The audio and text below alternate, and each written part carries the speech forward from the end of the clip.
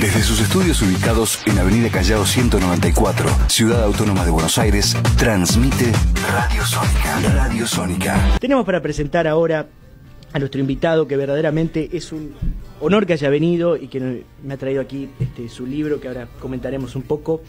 El presidente del Instituto Yrigoyeniano Nacional, el doctor Diego Barovero, abogado, dedicado exhaustivamente a la investigación de temas históricos. Gracias por venir, Diego. Gracias a vos, Lucas, y a los muchachos también. Gracias, un gusto, es un placer acompañarlos. Muy buena la propuesta radiofónica, así que gracias por invitarme. ¿De qué se trata básicamente?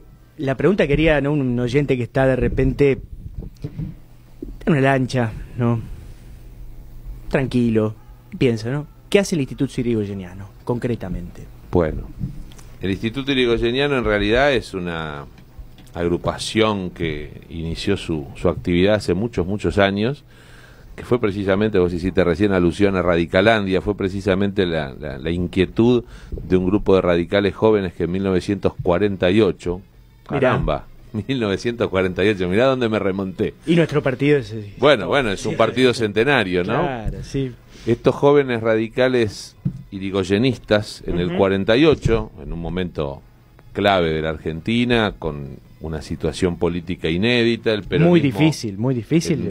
En su apogeo, el peronismo mayoritario, el radicalismo habiendo perdido su condición de partido popular mayoritario, y con una lucha interna entre sectores que pensaban diferentes, ¿no? Aquellos que se identificaban con el ideal yrigoyenista, intransigente, austero, y los que habían propiciado la unidad democrática, lo que era la conjunción de las fuerzas antifascistas, antinazis, que durante los años 30 y comienzo de los 40, en plena guerra mundial, propugnaban que el radicalismo participara de los frentes electorales, como el que enfrentó la candidatura del coronel del ejército Juan Perón.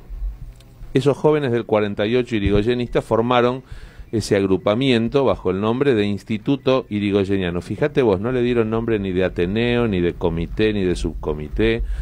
Pensaron de entrada en la necesidad de conformar una entidad, digamos, con alguna aspiración de tipo académica, de difusión, que trascendiese esta militancia territorial, barrial.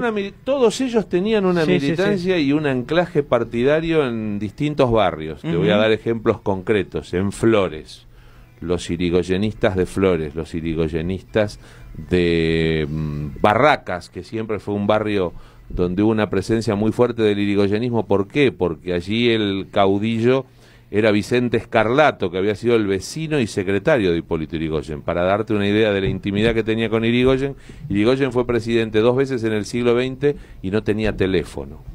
Sin embargo, Yrigoyen construía política, pero no usaba teléfono, y cuando tenía que recibir una llamada lo llamaban al negocio, a la cigarrería de Vicente Scarlato en la calle Brasil, de la vereda de enfrente donde vivía Yrigoyen, a media cuadra, poco más de media cuadra de la estación de ferrocarril Roca, del ferrocarril, en ese entonces Ferrocarril del Sur. Esos yrigoyenistas formaron el Instituto Yrigoyeniano, que trascendió en el tiempo, como bien señalaste vos. En los años 80 se iniciaron los trámites de darle el contenido de una asociación civil sin fines de lucro, dedicada a la difusión y a la divulgación histórica, a los estudios históricos, y se obtuvo la personería jurídica. Y en el año 2005, luego de arduas gestiones en las que ya habíamos estado nosotros involucrados, nosotros nos incorporamos en el instituto junto con otras personas jóvenes, en ese entonces jóvenes, en los años 90, y propiciábamos que, así como se había creado el Instituto de Investigaciones Históricas Juan Perón, el Instituto y Museo Evita, el Instituto de Investigaciones Históricas Juan Manuel de Rosas, o sea, otros institutos nacionales dedicados a figuras de la historia argentina, considerábamos que el Hipólito Yrigoyen también merecía que se pusiese en marcha un instituto nacional dedicado al estudio de su historia, de su doctrina, de su pensamiento, de su obra de gobierno. No fue posible hacerlo durante la gestión de la Alianza, tampoco durante la transición que encabezó el doctor Duhalde, pero por una modificación de las normas que rigen la administración financiera del Estado, no se podía crear en aquel entonces, ya estamos en pleno gobierno del presidente Kirchner, no se podían crear organismos que no fuesen creados precisamente por ley, no por decreto.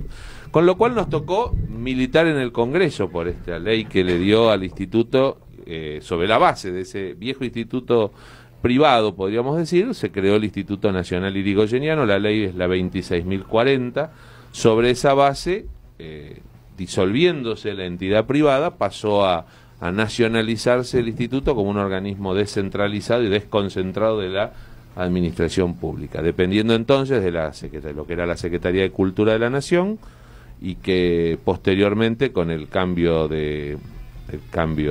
escalafonario, pasó a ser Ministerio de Cultura. Nosotros dependemos jerárquicamente del Ministerio, somos autónomos, somos en ese sentido funcionamos como una entidad académica, tenemos nuestros trabajos de investigación, nuestros investigadores, la vida que tratamos de hacer que se comparta a nivel nacional, las investigaciones, los trabajos, las exposiciones, la difusión de todo aquello que tiene que ver con el pensamiento y la obra de Irigoyen, y que lo tratamos de federalizar cada vez más, porque esto surgió, como les contaba recién, claramente en la ciudad de Buenos Aires. O sea, el Instituto Irigoyeniano era un grupo de irigoyenistas porteños que se conjugaron en este proceso. Así que nosotros empezamos a darle una dimensión nacional y federal, con algunas delegaciones en el interior, y si no, con actividades que nosotros generamos y las trasladamos al interior. Las ofrecemos usualmente sin ningún tipo de costo, más allá de los logísticos para los traslados, los seguros. El año pasado, a finales de año, estuvo en la Municipalidad de Córdoba la muestra Hipólito Yrigoyen, Pueblo y Gobierno, de fotografías y gigantografías de un producto de una investigación de imagen que hizo un prestigioso artista plástico, pero también fotógrafo, Pedro Roth, un querido amigo, Pedro y Matías Roth, su hijo. Así que esa muestra también anda girando por el interior del país. Este año vamos a trabajar, y ya estamos trabajando muy fuertemente, Irigoyen y la reforma universitaria, Irigoyen, la época de la reforma universitaria. Que es muy importante el tema de la reforma universitaria al cumplir ese centenario, ¿no? Claro. Y además pensar estos 100 años, digo, aquí que me has traído gentilmente tu libro Radicalismo, un siglo y cuarto de historia argentina, ¿cómo pensar estos 100 años pasados del radicalismo y los 100 años que vienen también, ¿no? Que ese es el gran desafío que tenemos. El desafío es que haya otro siglo más de radicalismo. Eso es una gran responsabilidad, claro, para quienes hacen política partidaria. De alguna manera todos hacemos nuestro aporte, algunos lo hacemos desde otras trincheras, ¿no? Está la militancia territorial, la militancia en los frentes sociales, universitarios, y otros utilizamos, y lo hacemos con gran satisfacción, la posibilidad de trabajar en la formación política, en la capacitación, ustedes con la comunicación. Me parece que el proceso del libro que te traje y que no podía dejar de traerte es que ese libro hizo una compilación de artículos, notas, charlas, participaciones en seminarios y congresos de historia. O sea, no tiene una unidad, sino que es una compilación de trabajos alusivos a determinados momentos de la historia del radicalismo. Por eso fue editado junto con la Fundación Hernandarias, que tiene una biblioteca testimonial del Bicentenario y se ocupa especialmente de editar títulos que tengan vinculación con personajes de nuestra historia. Y este libro en realidad es de octubre, más o menos, septiembre-octubre de 2016, que era el año de los 125 años de la fundación de la Unión Cívica Radical y de los 100 años de la primera presidencia de Hipólito Yrigoyen, primer presidente elegido por el pueblo. Diego, te hago una consulta. ¿Por qué considerarías que Irigoyen es un clásico? Porque estamos viendo que hay institutos dedicados especialmente a estudiar figuras históricas. Mencionaste Levita, figuras como la de Perón. ¿Por qué considerás que esto es necesario para la política argentina y por qué en ese sentido Irigoyen sería un clásico? Irigoyen fue uno de esos líderes originales, esos liderazgos originales de un determinado momento histórico. Para la Argentina fue muy singular, porque lo que planteó en el momento en lo que lo planteó fue prácticamente, a lo mejor a alguien le suene exagerado, yo estoy convencido que fue revolucionario, porque plantear la construcción de una sociedad democrática, de un Estado democrático, reformar y transformar de esa manera la concepción del ejercicio del poder, de cómo era la sustentabilidad y lo que decimos gobernabilidad, basar la gobernabilidad en la legitimidad democrática ya de por sí era una revolución en sí misma. Y para eso, construir un partido político desde las bases de la sociedad, sin la utilización de recursos del Estado, porque esto hay que decirlo siempre, es muy fácil construir partidos o fuerzas políticas o coaliciones cuando se está en el gobierno. Hay acceso a recursos. Hay acceso sobre todo, a ver, por no dar nombres propios, ¿no? Claro. Pero hubo una agrupación que lleva el nombre de un expresidente que duró un soplo, que fue creada desde el Estado. Sí, una agrupación política creada desde el Estado. Bueno, precisamente, claro. Y entonces digo, la trascendencia de la obra de Irigoyen en ese sentido y el planteo de estos principios, estas normas orientativas de la acción política que el irigoyenismo trajo a la vida política argentina y que a veces no se comentan tanto, pero si profundizamos un poco vamos a encontrar, por ejemplo, que hasta hubo sectores que participaron del viejo régimen conservador que en la coyuntura histórica del surgimiento del radicalismo no estuvieron en el radicalismo y sin embargo en el ejercicio del gobierno, con el radicalismo en el ejercicio del gobierno, terminaron, vamos a decirlo en términos de militantes políticos, terminaron jugando en el irigoyenismo. Yo siempre doy el ejemplo de Joaquín de Anchorena. Joaquín de Anchorena era intendente de la ciudad de Buenos Aires durante los primeros años del siglo XX, creo que con Manuel Quintana y Figueroa Alcorta, o con Figueroa Alcorta seguro. Después, y tenía su propio partido en la ciudad de Buenos Aires. Cuando se produce la implosión del conservadorismo, Joaquín de Anchorena deja el conservadorismo. Hay que entender que Roque Sáenz Peña impulsa la ley Sáenz Peña, la ley electoral, con el apoyo de Irigoyen, pero con la incomprensión de sus propios correligionarios conservadores. Pero además ahí se quedan sin candidato, no logran articular los conservadores una sucesión para Sáenz Peña. Cuando estaban en el poder y podían decidir sin que hubiese intervención del pueblo en la elección de los gobernantes, ahí no tenían problema. El presidente era el elector de su sucesor. Y todos se alineaban detrás, los diputados, los senadores, los gobernadores.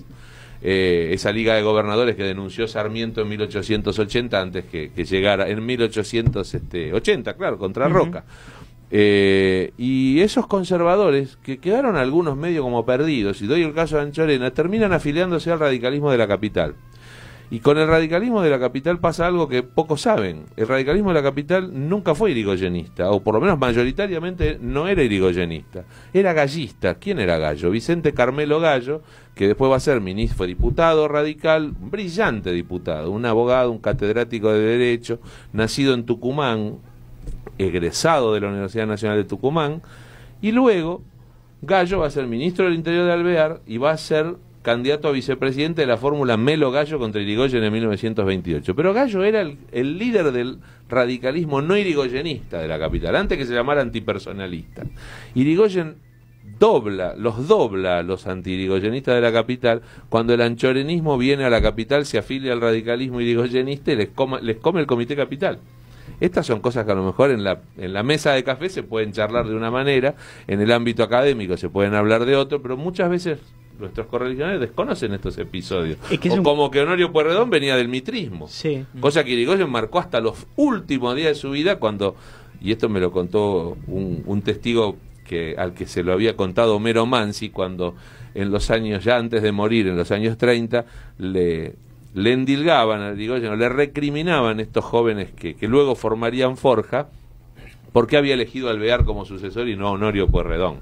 Y Irigoyen le hizo todo desgranó todos los fundamentos de su elección por Alvear, que había estado en el 90, que era un muchacho de cuna de cuna de alcurnia, aristocrático, y que sin embargo no había trepidado en jugarse la vida con el radicalismo, que había puesto su fortuna personal al servicio de la causa.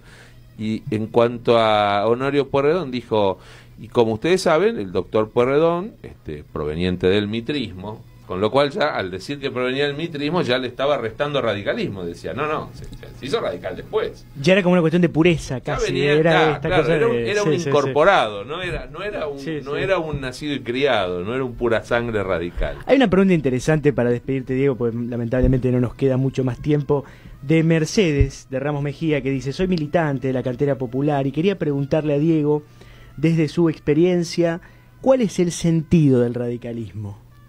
El sentido del radicalismo es la construcción de una sociedad democrática. Creo que está vigente todavía lo que... Volvemos a la pregunta de Santiago, ¿no es cierto? Sí, Santiago. Sobre lo clásico de Irigoyen. La construcción de una sociedad democrática con normas éticas en la conducta de sus gobernantes, de hacer el ejercicio de la democracia un ejercicio permanente. Y ahí nos emparentamos nosotros que somos un poco más jóvenes, somos más actuales. Podemos decir que lo que encontramos en el camino cuando nos acercamos a la vida política, porque empezamos a tomar conciencia, pudimos leer a Irigoyen y entenderlo porque nos lo mirábamos también en el espejo que significó el liderazgo de Raúl Alfonsín a comienzos de los 80, ¿no? El planteo de Alfonsín, el planteo de la democracia como una construcción que estaba destinada a que se comiera, se curara, se educara, era muy emparentado con que los hombres son sagrados para los hombres y los pueblos sagrados para los pueblos. Es decir, una raíz filosófica común que permitía que el radicalismo ofreciese a la sociedad la construcción de la democracia, que en el 83 estaba rota, que había que además pacificar la sociedad, reconciliarla consigo misma. El radicalismo tiene en ese sentido una misión todavía que cumplir. Estos escenarios de confrontación no son los mejores para la visión del mundo que tenemos los radicales. Nos parece que tenemos que hacer hincapié sobre todo en la despersonalización de la acción política, y en eso también tenemos el ejemplo de Alfonsín. No sigan hombres, sigan ideas, porque las ideas quedan, porque los hombres pasan. Y creo que Irigoyen también supo demostrar en su camino, en su derrotero político personal, sigan ideas. O sea, él no pretendía seguir siendo el líder del radicalismo. Él cumplió una misión que él llamaba apostolado, fue preso injustamente, volvió de Martín García, pero dejó la jefatura radical. Influía, ejercía una magistratura, defendía esa magistratura moral más que efectiva, defendía el liderazgo de Alvear en los 30 y decía que era radical y le faltaba apostolado. El apostolado de Alvear fue el apostolado de la lucha contra el fraude. Diego, la verdad que ha sido un enorme placer que hayas venido. Para mí un gusto. Lo esperamos, ¿no? Esperamos cuando quieras algún día venirte. Nos das clases. Nosotros verdaderamente, una clase al contrario. Estamos verdaderamente con mucho gusto de que hayas venido y te esperamos. Que esta es tu casa. Me alegro.